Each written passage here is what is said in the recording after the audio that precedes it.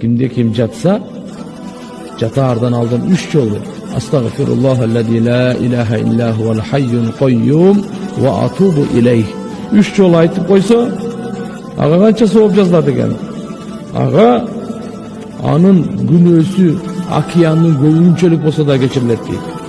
Экинчиси, жер бетине канча дарак болсо, дарактын жалбырагынын санынчалык сowap жазылат дейт. Үчүнчүсү, канча кум болсо, кумдун санынчалык сowap жазылат дейт. Төртүнчүсү, bu дүйнөнү Алла Таала качан жараткан, бүгүнкү күнгө чейин канча күн өттү, ошо күндүн санынчалык жазылат дейт. Демек баарыбыз мисалы уктап атабыз. Ошого сөзсүз бирөө бул истигфарды айтып уктады, бирөө айтпай уктады. Айтканга ушундай улуу сowap экен.